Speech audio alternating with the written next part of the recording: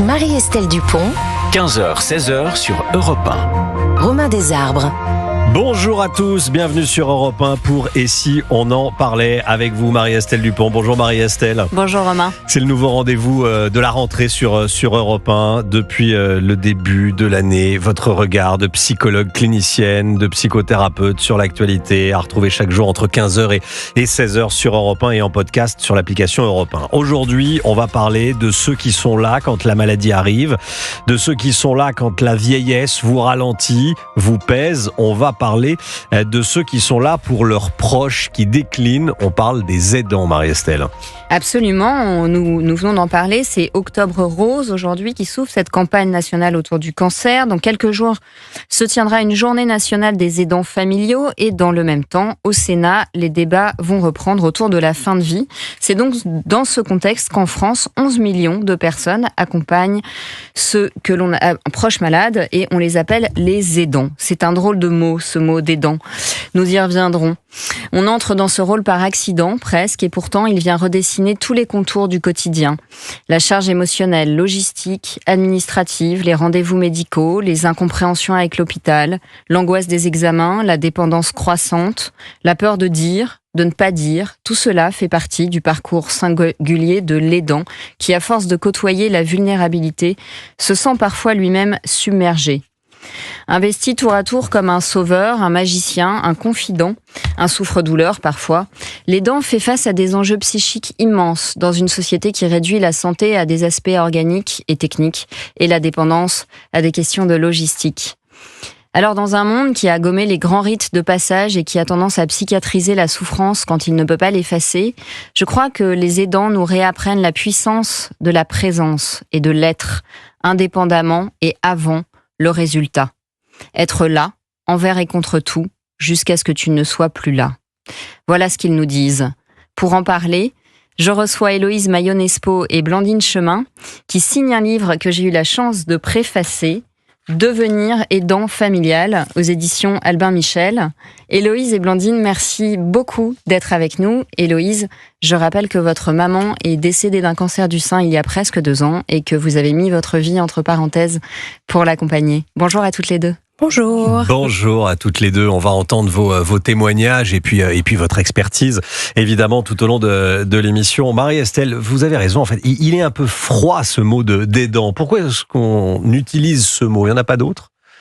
Alors, en réalité, c'est assez intéressant parce qu'il y a eu tout d'un coup un phénomène dans la société qui n'a plus pu être impensé.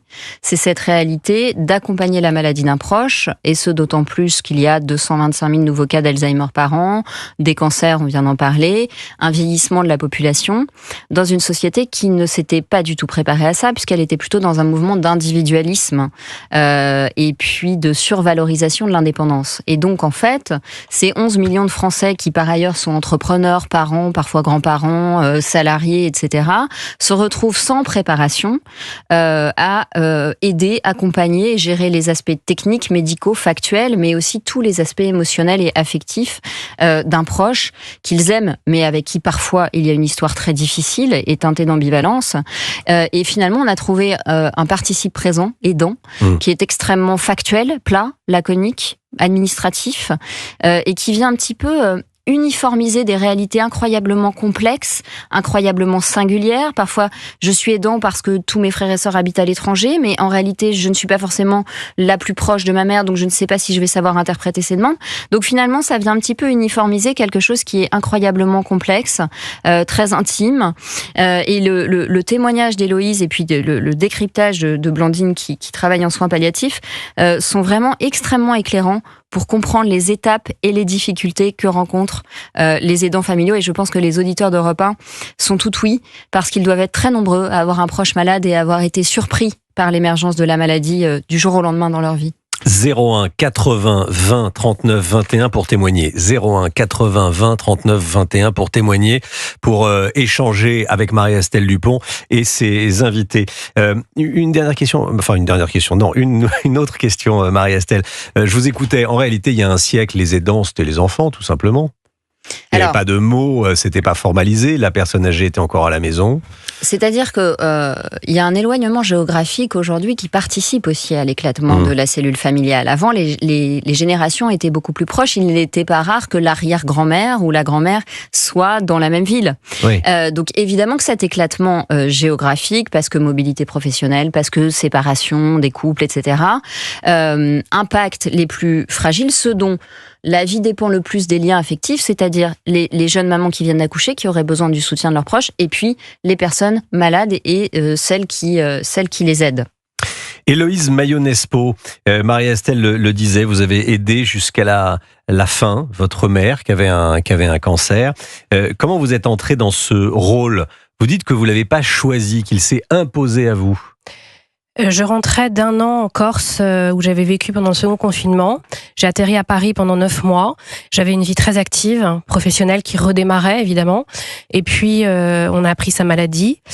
J'étais la plus proche, comme Marie-Estelle vient de le dire, géographiquement. Et puis bon, j'ai toujours été proche de ma mère. Et puis il y a eu ce jour-là où je l'ai vue chez elle, malade. Pardon si je suis émue d'en parler. Et j'ai pris conscience qu'en effet ça n'allait pas. Puisqu'elle avait quand même un problème pour dire qu'elle était malade, elle voulait pas le montrer, et j'ai vraiment senti qu'il y avait une attente, qu'on attendait quelque chose de moi, une place à prendre, un devoir filial très certainement. Qui d'autre aurait pu faire ça ? Je ne sais pas. En tous les cas, il y a eu un moment de ma part un choix, puisqu'il y a eu un déménagement, comme je le dis, j'ai dû déménager. En revanche, entre le moment où j'ai pris conscience de ça et où j'ai déménagé en vraiment me disant j'y vais, je me suis clairement posé la question. Quel va être mon choix de vie ? Qu'est-ce que je vais faire ?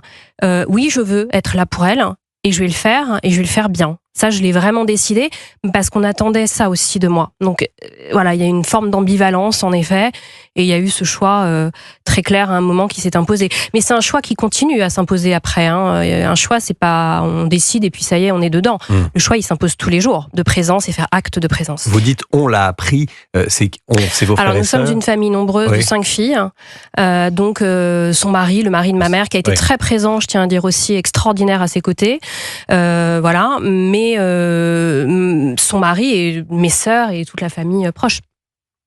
Alors justement, ça fait venir une question pour vous, Blandine, qui travaillait en soins palliatifs et qui accompagnait beaucoup de familles. Est-ce que l'amour suffit pour devenir aidant ? Est-ce que l'amour peut suffire ? Alors je crois pas. On peut dire que c'est peut-être un levier motivationnel qui est nécessaire en tout cas pour s'engager. En tout cas, c'est un grand facilitateur pour être en lien avec l'autre. Je dirais que l'amour de l'autre suffit pas, il faut aussi ajouter l'amour de soi. Parce qu'il va falloir aussi prendre en considération ses besoins, ses limites. Il va falloir pas négliger les mots du corps, les mots de la psyché. Donc c'est vrai qu'entrer dans les danses quand on est un aimant, c'est beaucoup plus simple. Mais inévitablement, ça ne peut pas suffire. Et c'est aussi beaucoup plus complexe parce que je pense que chez certains, il y a des mécanismes de résistance. Je veux pas voir que mon père ou ma femme, que j'ai vu au sommet de sa puissance, puisse être cette petite chose fragile. Vous croyez pas qu'il y a des membres de la famille qui auraient tendance à être dans l'évitement de ce rôle parce que ça leur fait très très peur, par amour ? Oui, bien sûr. Edgar Morin, il parlait de cécité à la mort, donc elle peut nous concerner tous, les aidants, les familles et bien évidemment les patients. C'est vrai aussi qu'il y a sans doute une dysynchronie entre le moment où la maladie émerge, le moment où le patient est capable de dire « je suis malade ». Et comme disait Héloïse, parfois les patients sont des malades sans maladie, donc très difficiles aussi à accompagner. Et puis ces familles aussi qui ont forcément tout un cheminement pour prendre conscience qu'elles vont devoir à un moment donné regarder en face la vulnérabilité, sans doute la pathologie, puis parfois le caractère létal ou chronique de la maladie. Absolument. Et alors, les étapes de ce rôle d'aidant, parce que finalement, aidant, c'est l'étiquette qui est apposée par l'administration pour vous donner des aides ou des congés au travail après. Mais quand vous rentrez dedans, vous savez pas que ça s'appelle comme ça, quasiment. Enfin, on commence à en parler. Mais ce que je veux dire, les étapes de prise de conscience du rôle d'aidant et les étapes pour rentrer dans ce rôle, c'est quoi ce que vous observez, vous, chez vos patients ? Une phase de déni au début, parfois ? Alors, pas nécessairement. Pas nécessairement. C'est vrai que ça va dépendre aussi de l'émergence de la situation de vulnérabilité. C'est-à-dire que si je prends le cas des pathologies psychiatriques, par exemple, bon nombre de proches ne se ressentent pas du tout aidants. Ils apprennent à composer avec un parent qui est porteur de troubles psychiques et ils ne se décriraient pas forcément comme tel. Par contre, il y a des situations où d'emblée, peut-être un accident de la voie publique et une paraplégie impose d'emblée à des familles, à des aidants en tout cas, de se mobiliser et de comprendre aussi qu'ils vont devoir porter la responsabilité pleine et entière de la survie de leurs proches. Donc ça va vraiment dépendre aussi des événements. Et vous, Héloïse, à quel moment quelle a été la scène alors votre témoignage, vraiment, il y a une écriture qui est, moi, qui m'a tiré plusieurs fois des larmes, parce que c'est à la fois très poétique, très précis, parfois c'est drôle. Je tiens à dire que le livre aussi est un livre d'amour, Oui. Avec des moments très heureux, très gai. Il y a même un chapitre qui s'appelle Che gioia vivere, qui est un film italien, franco-italien, avec Alain Delon, qui est extraordinairement drôle et bien fait. Voilà, il y a aussi un message très positif. Oui, bien sûr, ce livre. Mais ce livre a aidé beaucoup de gens. Il est très inspirant, parce que. Je tombe pas dans le pathos, voilà. Je pense. Non, mais pas du tout. Et puis, je pense que le livre redonne aussi ses lettres de noblesse à quelque chose qui s'appelle l'engagement et l'attachement. Dans une époque où il serait bon de ne jamais avoir mal, et c'est un peu cacher cette souffrance et surtout cacher cette finitude que je ne saurais voir.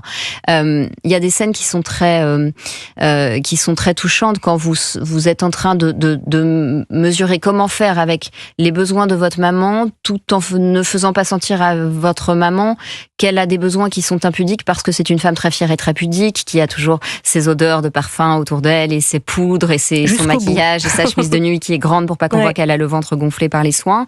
À quel moment vous sentez, Héloïse, que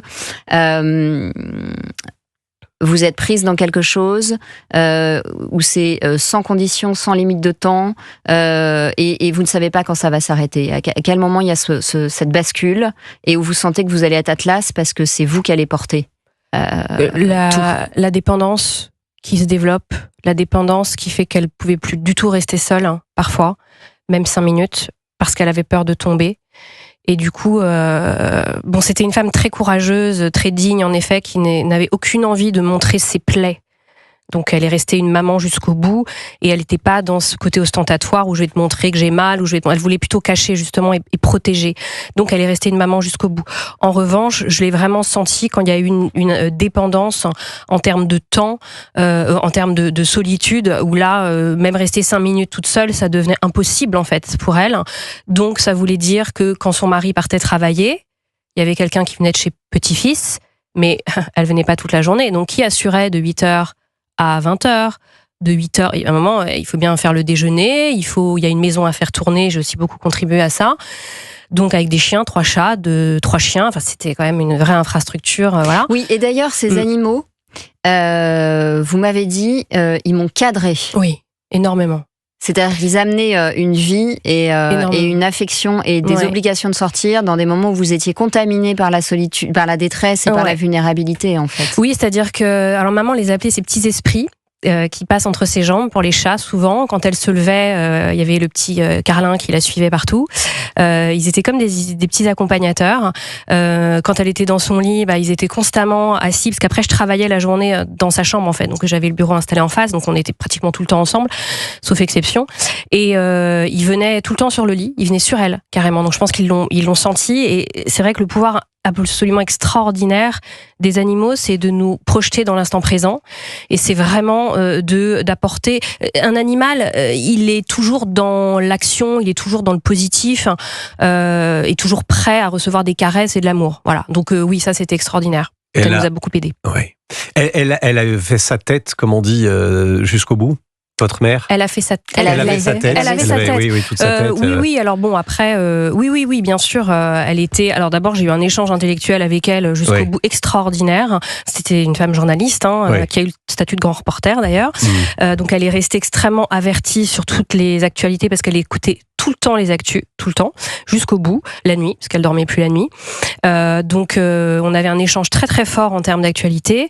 Et moi, je faisais mes articles, donc elle entendait. Donc il y avait ça nourrissait, et j'en parle beaucoup dans le livre, cet échange intellectuel.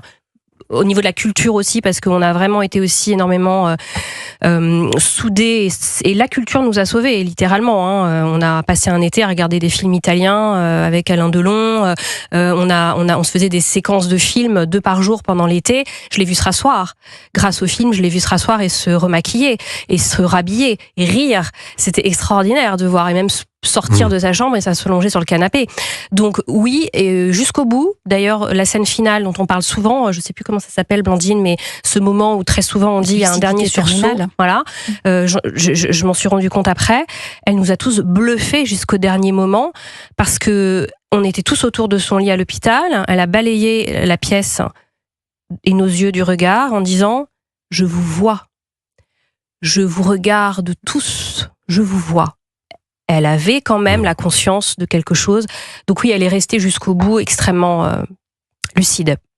Et vos sœurs, pourquoi c'est vous qui avez joué ce rôle d'aidante en l'occurrence, et pas vos sœurs? Comment ça s'est fait et quel rôle ont joué vos sœurs? Alors, déjà, pourquoi ça a été vous? Vous êtes combien de sœurs? Sentez-vous très à l'aise, Héloïse, aussi, pour nous dire qu'il y a des choses dont vous ne voulez pas parler, bien sûr. Bien sûr. Non, alors, évidemment. Bon, alors nous sommes 5 filles, je suis la numéro 4. Ma petite sœur vivait à Londres à l'époque, donc pas très pratique. Ma sœur aînée vivait à Ajaccio, enfin vit toujours à Ajaccio, donc très compliqué quand même. Bon, elle venait de temps en temps, régulièrement, elle venait voir maman. Après, j'ai 10 neveux et nièces, donc forcément, moi n'ayant pas d'enfant, j'étais quand même très opérationnelle, disponible tout de suite. J'ai une de mes sœurs comme telle. Surtout. Alors j'ai été perçue comme telle. J'en parle dans le livre. Il y a une forme de déterminisme aussi. On m'a mise à cette place. J'en suis très consciente, mais j'ai en tant qu'adulte, décidé de garder cette place. C'est-à-dire que je ne suis pas une victime. J'aurais pu dire non. J'aurais pu dire je ne veux pas. J'ai décidé de dire oui, je veux. Voilà, ça c'est très clair pour moi. Mais en effet, il y a quand même une forme de déterminisme. J'ai toujours été extrêmement proche de ma mère. D'ailleurs, on a eu des moments extrêmement compliqués, elle et moi, où on était en conflit. Après, je pense que c'est un moment de vérité, les danses. Est-ce que je vais être capable, qu'est-ce que j'ai dans le ventre? Est-ce que je vais être capable d'être là pour la personne? Si je suis là, est-ce que je suis capable d'être là, mais bien là, sans la maltraiter, en me posant les bonnes questions, en étant présente comme il faut, et puis en prenant soin, comme disait Blandine également, de moi, parce que on met en place une stratégie pour vraiment pouvoir tenir le coup. Oui, et je pense que c'est vraiment les auditeurs d'Europe 1 qui vous écoutent et qui sans doute sont assez nombreux à vivre cette situation, doivent se dire que finalement c'est un rôle paradoxal, parce que c'est un rôle où il n'y a que des questions. Il y a absolument, en fait, il y a jamais de réponse, il y a jamais de certitude. Est-ce que j'aurais dû faire autrement? Parce que la plupart des annonces médicales, elles ne sont pas anticipables, elles ne sont pas, et donc vous prenez les décisions avec toutes les responsabilités que ça implique dans l'urgence, sans avoir le temps de faire le pas de côté. Et donc cette culpabilité de est-ce que j'aurais dû faire autrement? Est-ce qu'il y a quelque chose que j'ai pas compris? Est-ce que j'ai pris la bonne décision? C'est le compagnon permanent de l'aidant. Et ça, c'est fou, parce que l'aidant, il est un petit peu enfermé dans sa solitude parce qu'il se sent tout le temps coupable. Vous écrivez, je vais le lire, peut-être que pour moi c'est plus facile, vous seriez peut-être très ému de lire vous-même un passage du livre, je me permets, cette phrase m'a marqué, vous dites « Cette culpabilité-là, je la porterai toute ma vie. Celle de ne pas avoir mieux fait lorsque je le pouvais. Je suis aussi consciente que s'enfermer dans la douleur et la faute est une façon de conserver un lien avec l'être disparu. C'est cela être aidant, c'est douter constamment, se demander si nous avons été à la hauteur. Comment soutenir quelqu'un dans la maladie lorsque cette personne ne reconnaît pas son propre état? Comment distinguer la vieillesse de la maladie tellement les deux s'imbriquent? Je deviens une personne qui soutient un proche malade alors que je ne suis qu'une fille qui aime sa mère. » Et Blandine, j'aurais voulu que vous éclairiez les auditeurs d'Europe 1 sur cette question de la culpabilité qui est omniprésente chez l'aidant. Comment ils se dépatouillent avec ça? Ouais, alors ça, c'est la colocatrice indésirable, effectivement, qui reste très très longtemps, et même après le décès de la personne malade. Je crois déjà que ce qu'on peut rappeler, c'est quand même la vertu positive de la culpabilité. Nous, les psychologues, on est quand même très enclins à rappeler qu'on a besoin d'un fond de culpabilité, que c'est aussi à la racine de notre empathie. Si on ne se sent pas à un moment donné concerné par les conséquences de nos gestes ou de nos actes, on pourrait pas être dans la perspective de réparer, d'atténuer aussi le malheur qu'on a pu causer à d'autres, même si on n'en porte pas forcément une responsabilité totale. Donc, la culpabilité, on va quand même se rappeler d'abord que c'est une bonne nouvelle, ça veut dire qu'on est vraiment ancré dans l'humain, on est ancré dans la relation, et on a pu construire quand même de l'humanité. Après, chez les aidants, c'est vrai que souvent, c'est ce que vous avez décrit, Marie-Estelle, il y a une telle incompréhension de ce qui se passe, il y a un tel manque de savoir et de connaissances que les aidants sont aussi toujours amenés à chercher quelque part où est leur pouvoir sur la situation. Et parfois, ces aidants butent en fait perpétuellement sur peut-être un deuil qui est encore plus immense à faire quand on accompagne quelqu'un de malade, c'est « j'ai pas le pouvoir ». Et vraiment, l'impuissance, je crois que c'est la pire émotion que les humains puissent ressentir. Et paradoxalement, la culpabilité peut être un moindre mal. Bien sûr, oui, absolument. Tant que je me sens coupable et que je me refais l'histoire et que je mets des si, j'évite de me confronter à la détresse de me sentir complètement impuissant face à cette maladie qui me dépasse et qu'en plus, en général, on aborde sans la connaître avec une communication très variable de la part du corps médical. Tout à fait. Je pense que c'est aussi très important quand on parle de cette question de comment on se dépatouille de ce phénomène. Je pense que être épaulé, accompagné aussi par des professionnels de la santé qui vont pouvoir éclairer sur les problématiques liées à la pathologie, les symptômes, ce qui est traitable ou non, ça c'est important. On va continuer à parler de ce rôle d'aidant, de cette magnifique mission d'aidant qui s'impose souvent à vous. Voilà, parfois dans une fratrie, parfois quand vous êtes enfant unique. On en parle aujourd'hui. Et puis, on parle des enfants, on parle également des conjoints aidants. On sera juste après la pause avec Isabelle qui aide son mari, qui va témoigner dans « Et si on en parlait » avec vous, Marie-Estelle Dupont. Restez bien avec nous si vous voulez témoigner, comme Isabelle dans un instant. 01 80 20 39 21, numéro d'appel sans surtaxe d'Europe 1. On le répète, mais c'est important. Restez bien avec nous sur Europe 1. On se retrouve dans quelques instants. À tout de suite sur Europe 1. Romain Desarbres. On parle aujourd'hui des aidants, ceux qui aident un proche, que ce soit un père, une mère, un conjoint, une conjointe. Le courage des aidants, heureusement qu'ils sont là, les aidants. C'est une émission où on rend presque hommage aux aidants, hein, Marie-Estelle Dupont. C'est même bien sûr. C'est l'un des objets de cette émission. Parmi toutes les questions qu'on se pose sur les aidants, il y a notamment celle-ci, Marie-Estelle. Comment savoir comment on réagira si sa femme, son mari, son père, sa mère tombent dans la maladie? Est-ce qu'on sera fort? Est-ce qu'on sera faible? Parfois, j'ai des exemples en tête, mais j'en resterai là, mais on est étonné par la réaction des personnes. Des personnes qu'on pensait faibles sont très fortes, des personnes qu'on pensait fortes sont parfois très faibles. Expliquez-nous. Alors d'abord, je crois que la crise, on pourrait dire que la crise, c'est quand le fond refait surface. Et donc l'annonce de la maladie a un effet de crise. Et donc le fond, ça peut être aussi bien ce que vous ne connaissiez pas de vous-même, ce que vous ne soupçonniez pas de vous-même, ou que vous n'aviez pas voulu vous avouer. Que ce que vous n'avez pas encore eu l'occasion dans votre vie d'expérimenter, parce que même si l'introspection c'est très important, c'est quand même dans l'action qu'on se découvre aussi. Et je pense que certaines personnes ne savaient pas jusqu'où elles étaient capables d'aller dans le don d'elles-mêmes. A contrario, je pense que des gens qui se sont racontés qui seraient là quoi qu'il arrive et jusqu'au bout parce que c'était évident, parce que c'était leur devoir, leur rôle dans la filiation, d'être dans la loyauté, etc., peuvent être pris de court par leur peur, leur malaise, leur inconfort, avec la finitude, avec la perte, avec l'idée de voir un papa qu'ils avaient suridéalisé comme étant très très fort, être tout d'un coup souillé, incapable d'aller jusqu'aux toilettes, etc., etc. Donc je pense qu'on ne peut pas forcément bien anticiper. Après, ce qui est intéressant, c'est de voir que dans ce rôle d'aidant, comme dans la maternité d'ailleurs, il y a un côté mise à nu et épreuve de vérité. C'est-à-dire qu'on va avoir réellement, comme disait Héloïse, ce qu'on a dans les tripes. On va peut-être apprendre à cette occasion que finalement mettre des limites, ce dont on avait si peur, c'est la condition sine qua non pour arriver à tenir sur la durée. Parce que si je pose pas mes limites, si je maintiens pas certaines interactions sociales qui me ressourcent, je vais pas pouvoir tenir, je vais pas pouvoir faire face, je vais pas pouvoir mettre de côté mes propres angoisses et accueillir celles du malade que j'accompagne. Donc je pense que voilà, ça a aussi des effets de révélation de soi-même. Héloïse Maillot-Nespo, journaliste et co-auteur du livre « Quand on devient aidant familial » aux éditions Albin Michel, avec Blandine Cheminceau qui est également avec nous, qui est psychologue. Héloïse Maillot-Nespo, vous avez été étonnée par votre force, parce que vous avez été forte. Alors, oui et non, c'est-à-dire que... Vous qui avez aidé votre mère qui a eu un cancer. Oui, alors j'allais dans l'inconnu, donc je ne savais pas à quoi m'attendre. J'allais dans un double inconnu, puisqu'en plus, elle évitait quand même de dire qu'elle était malade. Elle était dans le déni beaucoup. Et je n'ai jamais vraiment été confrontée aux personnes âgées. Sauf, je reviens à la Corse, où là, il y a un système très proche, nos petits vieux Corses, sur les bancs, dans Alors les ça, villages, c'est très intéressant. où il y a Ouais. quand même quelque chose et un lien familial. D'ailleurs, il y a une phrase qui dit il faut une famille pour élever un enfant, Il faut un un village village pour élever un enfant. Mmh. C'est comme ça, la Corse. Vous touchez un cheveu d'un Corse, d'un vieux, vous vous faites... On ici, vous il n'y a pas explique d'agression que ça là-bas. se fait Enfin, pas. là-bas, il n'y a Ouais. pas d'agression sur les vieux. Hein, Ouais. sinon, ça se passe très très mal. Hein. Vous avez tous les Corses qui vous tombent dessus.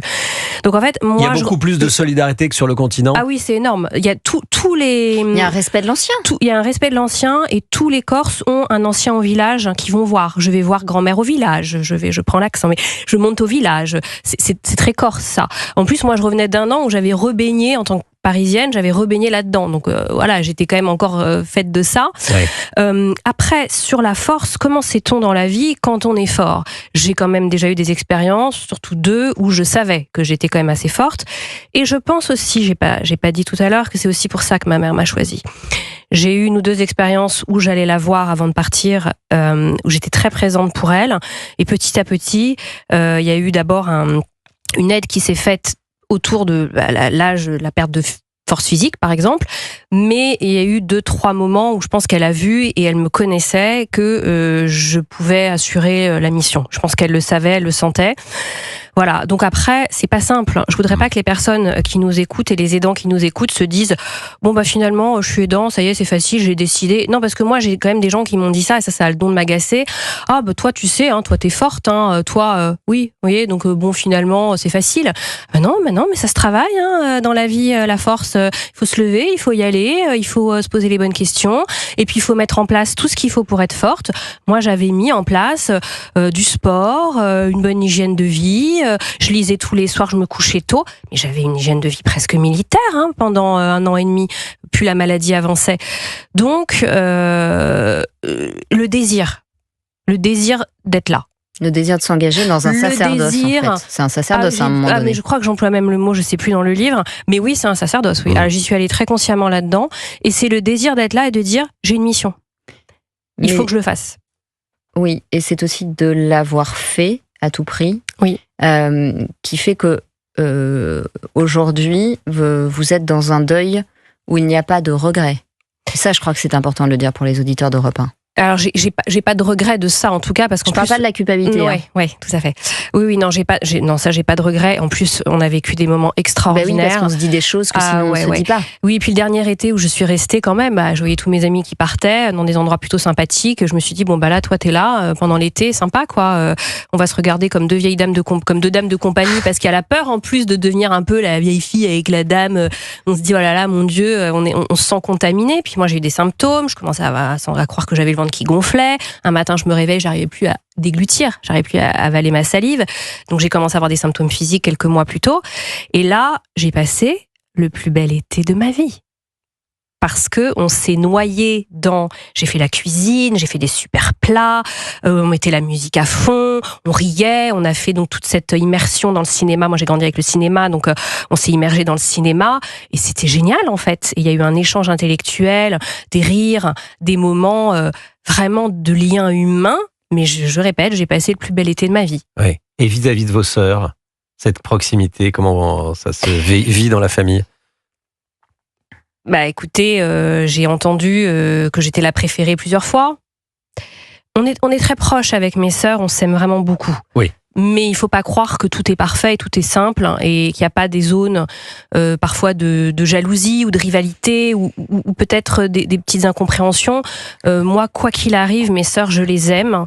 Et voilà. Mais en effet, par rapport à mes sœurs, pardon, votre question me perturbe. Donc c'était quoi? Oui, mais je crois que la jalousie, c'est de l'admiration mal digérée. C'est pas ce que j'avais en tête, mais cette proximité. Il y avait vous nous décrivez une proximité. Oui, voilà, mais je l'ai entendu toute mon enfance. On a tous des frères et sœurs. Non, on n'a pas tous des frères et sœurs. Mais elle a un coup, cette cette proximité. Mais quand on a des frères et sœurs, on s'imagine, on se dit tiens, mais il y en a un ou une en l'occurrence qui a cette proximité, qui a vécu ça avec maman. Tiens, j'explique mon lien de filiation. Est-ce que je suis passé à côté de quelque chose? Est-ce que voilà. Dans le livre, j'explique mon lien de filiation. Oui. Je remonte quand même loin, où j'explique l'héritage aussi certainement de l'histoire de ma mère, de la perte de sa propre mère, du fait que peut-être qu'elle a réparé quelque chose à travers moi, quatrième comme elle, quatrième, qui a perdu sa mère à 6 ans. Je pense qu'il y a une projection. Et je voudrais dire quelque chose qui me tient très à cœur. Pour moi, l'amour, c'est le souci de l'autre. Donc, le souci de l'autre, est-ce que tu as mangé? Comment tu vas? T'as de quoi t'acheter à manger? T'as mal au ventre? Tu pars où en vacances? T'es seule ce soir? Ça, c'est un peu la boussole, hein, tout simplement, pour être un bon aidant, entre guillemets, mais quelqu'un juste d'attentif à l'autre, en fait. Voilà. Marie-Estelle, on va prendre un appel. On va prendre le témoignage. 80 20 39 21. On est avec Pascal, qui a 62 ans, qui est aidant. Bonjour Pascal. Bonjour Pascal. Bonjour Romain, bonjour mesdames. Bonjour. Merci beaucoup d'avoir appelé le 01 80 20 39 21. Vous êtes aidant, vous dites que c'est une lutte entre l'administratif, les papiers pour et la dimension humaine. Vous aidez qui, Pascal? J'aide ma maman. Excusez-moi, j'ai l'émotion qui vient en même temps. C'est pas facile. Mais c'est Comme normal. je vous comprends. On vous comprend, on vous écoute. Prenez tout votre temps. Et effectivement, l'administratif en France, c'est une pathologie, je crois. Ouais. Oui. C'est-à-dire qu'est-ce qu'elle a, votre maman? Elle est âgée, tout simplement? Maman a 83. Oui, maman a 83 ans. Et fin juillet, tout est tombé comme un coup près. D'un coup. On vous a appris qu'elle souffrait d'une pathologie. Alors, maman, en fait, a 83 ans, mais à l'âge de 49 ans, elle a fait un AVC entraînant une hémiplégie. Et depuis toutes ces années, elle ne fonctionne qu'avec un côté, le côté droit. Tout est allé tant bien que mal depuis toutes ces années. Et puis, ces derniers mois, malheureusement, son état ne suffisait pas pour qu'elle puisse rester seule. Je vais essayer de faire court parce que l'histoire était quand même assez longue. Depuis quelques années, depuis 2 ans, j'avais fait appel à petit-fils. Une jeune femme venait 3 fois par semaine, par coup de 2 heures, pour l'aider un petit peu dans faire son petit ménage habituel, et voilà. Et fin juillet, malheureusement, il a fallu appeler les pompiers. La jeune fille de petit-fils était d'une grande aide, parce que j'ai fait tout par téléphone, sachant que moi j'habite Fontainebleau et maman était proche de Paris. Il y a quand même une 60aine de kilomètres, c'est pas très simple non plus. Et puis donc les pompiers l'ont emmené à l'hôpital, et là le coup près est tombé lorsque nous avons été convoqués par les médecins en place. Ils nous ont dit, monsieur, et puis mon épouse était là, votre maman ne peut plus rester seule, c'est plus possible. Ouais. Donc, voilà. Donc, un été avec un goût un petit peu particulier à chercher des EHPAD où, forcément, les gens sont en vacances. Donc, c'est pas simple de tomber sur les bonnes personnes. Bref, sortie d'hôpital au 15 septembre, c'est le coup près. On vous dit, il faut absolument que votre maman sorte le 15 septembre. Donc, de fin juillet jusqu'au 15 septembre, elle était normalement censée sortir. On a réussi à pousser, mais on a tout fait en 11 jours. Du 1er septembre, le 11, j'ai eu enfin une réponse. Donc, les papiers, l'administration, les CERFA à remplir, les documents à réunir, le livret de famille qu'on retrouve pas, parce que il faut aussi lancer vider l'appartement que maman louait, l'état des lieux, les HLM, et j'en passe, et des meilleurs. Oui. Et donc aujourd'hui, elle est en EHPAD? Alors aujourd'hui, j'ai réussi enfin à l'avoir à côté de moi. Oui, elle est à Fontainebleau. Heureusement, c'était la destinée, et mon Dieu, l'existence était avec nous. Et ça fait depuis le 29 qu'elle est à l'EHPAD. Vous voyez, ça fait 3 jours. D'accord. Avec le refus, avec tout ce qui va de ces gens qui sont de cette génération qui refusent d'être aidés. Et maman a eu ce désespoir d'une famille de 14 enfants, étant la dernière à être obligée d'aider sa propre maman à l'âge de 12 ans, quitter l'école, parce que les frères et les sœurs étaient déjà plus ou moins soit à l'école, soit au travail. Et la dernière, qui c'est qui aidait? Elle. Elle avait sa maman qui avait fait un AVC comme elle, qu'elle fera plus tard, bien sûr. Et le refus donc de faire vivre à ses enfants le calvaire qu'elle a vécu. D'accord. Donc en fait, vous devez l'aider tout en passant par-dessus ses résistances à être aidé et en passant par-dessus une forme de déni qui est de la pudeur, qui est de l'affection pour vous, parce qu'elle veut vous protéger en fait. Oui, mais ça complique terriblement la tâche. C'est incroyable ce qu'une personne qui vieillit et qui ne veut pas se faire aider peut nous compliquer la vie. Je suis d'accord avec vous. Avec l'obligation de le faire pour toutes les raisons que nous connaissons, parce qu'il y a l'humain, c'est notre maman. J'ai une sœur, mais elle habite à l'étranger, donc elle est venue pendant un mois pour être avec moi, nous étions ensemble. Après tout, nous sommes ses enfants, à tout gérer, les papiers, vider l'appartement, trouver quelqu'un qui veuille bien nous aider pour enlever les meubles et le reste, lui récupérer ses petites affaires personnelles. Oui, mais d'ailleurs, je crois que si les pouvoirs publics doivent faire quelque chose, c'est vraiment simplifier l'aspect administratif, qu'il y ait des procédures accélérées, que ce ne soit pas les proches qui prennent ça en charge parce qu'ils ont déjà toute la tempête émotionnelle et affective et qu'on n'est pas des professionnels de la paperasse. Exactement, et ce serait vraiment là-dessus que les pouvoirs publics ont un rôle à jouer. Ils ne peuvent pas agir dans l'intime, ils ne doivent pas agir dans l'intime d'ailleurs. Mais sur la partie administrative, c'est pas possible en France. On va devoir prendre un... Oui, je vous écoute, excusez-moi madame. Effectivement, on va prendre un autre appel, Marie-Estelle, énormément d'émotions, je vais vous dire. Pascal, merci beaucoup de nous avoir appelés. Pascal. Cette émission était presque dédiée à vous et votre maman, puisque depuis 3 jours, elle en est pas. Donc, on pense très, très, très, très fort à vous, Pascal. Et quelque part, dans son malheur, elle a cette chance d'être près de vous. Vous avez raison. Bon courage à vous, merci. Pascal, de tout cœur. Merci beaucoup. Merci beaucoup, Pascal. Lucille, 41 ans, nous appelle d'Île-de-France. Je suis aidante de mon papa. Il a fait un AVC et a perdu la vue. Bonjour, Lucille. Bonjour, Lucille. Vous vouliez interpeller Héloïse. Oui. Blandine, pardon. Blandine qui est psychologue. Blandine. Oui, Blandine. Parce que son interview, son témoignage m'a vraiment remise là où moi j'interviens. C'est-à-dire, moi c'est plus auprès de moi. Parce que j'ai toujours été très proche de mon père étant la 5e enfant. Et avec des facilités également parce que je n'ai pas d'enfant. Et parce que historiquement, comme ma mère le dit, j'ai toujours été plus proche de mon père. Et il a fait un AVC il y a 2 ans et il a perdu la vue. Et pour le coup, il est plus autonome, il ne peut plus conduire, il ne peut plus gérer ses rendez-vous médicaux. Et ça fait beaucoup de charges en termes de logistique, que ce soit médicale et logistique domestique.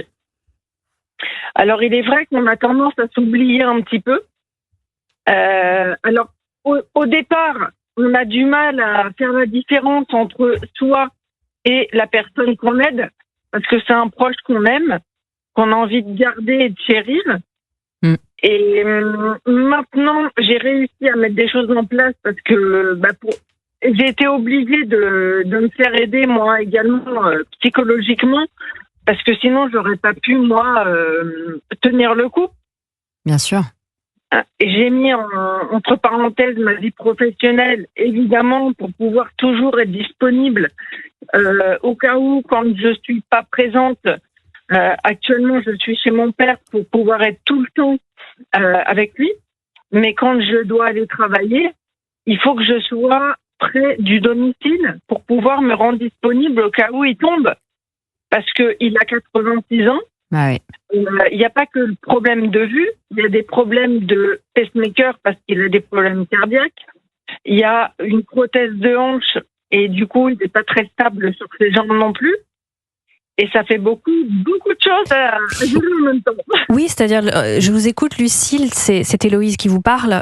C'est-à-dire que je me retrouve beaucoup dans votre témoignage. C'est-à-dire que l'aidant doit être mobilisable à tout moment. Donc, quel que soit à un moment le rendez-vous ou ce qui moi m'arrivait, évidemment, j'avais quand même des rendez-vous de temps en temps. Et ben, c'était est-ce que je lui dis, est-ce que je lui dis pas. Comment on s'organise? Si je ne suis pas là, si je lui dis, c'était des messages, c'était parfois pas très agréable, c'était un stress tout d'un coup qui montait. Donc, ne serait-ce qu'un dîner le soir ou même un rendez-vous de travail la journée, ça devient toute une infrastructure à mettre en place, un stress énorme. On doit être tout le temps potentiellement présent pour pouvoir être là s'il y a une catastrophe. C'est ça. sur le qui-vive, Ouais. être tout le temps en alerte. Et alors, je peux vous donner un conseil en tout cas, parce que, après cette période d'aidance, on reste un aidant quand même. Hein, on reste un aidant et on garde ce lien avec cette... Non, pardon, excusez-moi. Je pensais à autre chose en même temps, donc je vais partir sur quelque chose de trop compliqué. Je pense que ce que vous soulignez aussi, c'est que dans les difficultés et les conséquences, il y a l'aspect financier, il y a l'aspect physique, il y a la charge mentale, mais il y a aussi tout l'aspect psychosocial. C'est-à-dire qu'on finit par renoncer à des sorties, on finit par renoncer à des sollicitations, le téléphone sonne moins, et donc le coût, il se prolonge. Oui, voilà, merci Marie-Estelle de me le rappeler. Ce que je voulais dire, c'est qu'en effet, on est isolé. On est isolé clairement quand on est un aidant, mais juste après, on peut avoir une sorte, quand tout ça est terminé, je vous souhaite que ça se termine le plus tard possible, j'appelle ça un peu la mélancolie ou le spleen de l'inutile, de se sentir inutile, c'est-à-dire qu'on se sent utile quelque part. On est là, on est mobilisé. Quand ça se termine, c'est très compliqué de devoir se dire, ok, maintenant je fais quoi de ma peau? Qu'est-ce que je fais? Alors là, vous avez dit un mot qui est essentiel, vous avez dit le mot peau. Ouais. La peau, c'est l'interface entre moi et l'autre. Et en fait, on se sent inutile parce qu'on n'a pas. C'est pas parce qu'on se sent pas utile, c'est parce qu'on a perdu ses propres contours, je crois. C'est-à-dire que cette identité sans l'autre, on ne sait plus fonctionner parce que par symbiose nécessaire, par nécessité d'être symbiotique, il y a une espèce de communauté de détresse. La détresse se partage et donc celui qui reste en vie reste avec la détresse. C'est un peu ça ? Totalement. J'ai commencé à avoir les symptômes de ma mère, la sensation d'avoir un matin, le ventre gonflé, alors que je n'avais absolument pas le ventre gonflé.